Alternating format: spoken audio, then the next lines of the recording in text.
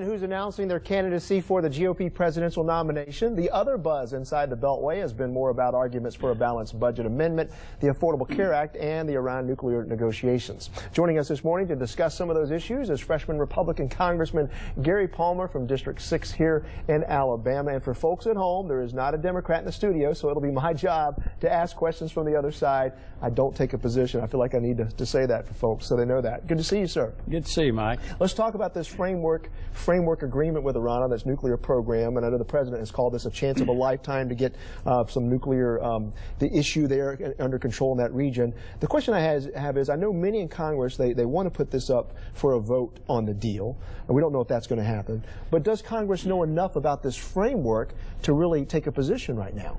Well, I haven't seen it, so I can't say that I know enough, but the thing that concerns me is how he's going about this. Initially, when he realized that the Senate very likely wouldn't ratify the agreement, I think he tried to sidestep Congress and go to the international community. That's why they had the initial entree to the UN. My concern is that Iran is not a trustworthy negotiator, and I think if we don't just flat out make it clear that they're not going to have a nuclear weapon, that they'll wind up with one. And even Obama has admitted that this agreement will be null and void after 13 years. Well, no guarantee that he says they couldn't get nukes after about 10 years. But no doubt one of the big issues is the deal is about trusting Iran, and being able to get verification. But the president maintains that even for a country there, Iran, that hates America, does it not at least do some good that there's a way maybe to at least keep up with what they're doing by trying to verify? If we could keep up with what they're doing, but I don't know that we can. They've got facilities that they continue to develop a nuclear weapon. I'm not sure we're going to get into those.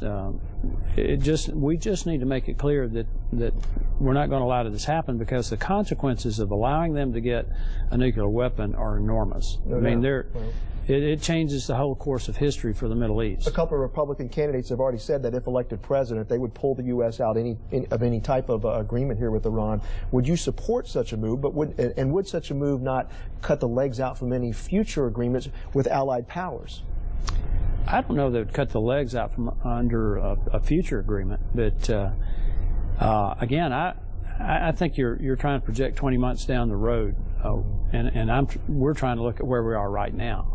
So that would be one of those where you wait and see. But I think we have to make it clear that this is not a course that will allow Iran to continue on and wind up developing a bomb.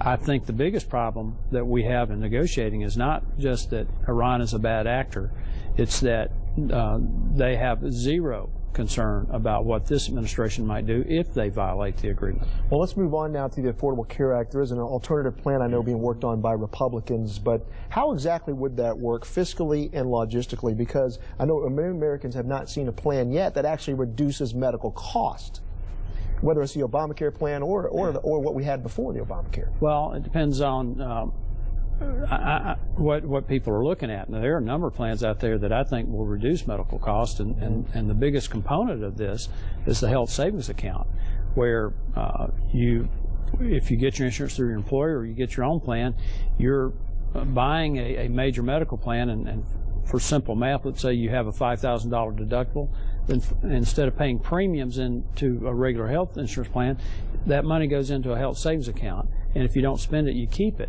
Well, now you're spending your own money, and that's going to make people a lot more cost conscious. It's going to reduce the amount of paperwork that hospitals and doctors' offices have to do, because you're basically being paid with a cash transaction.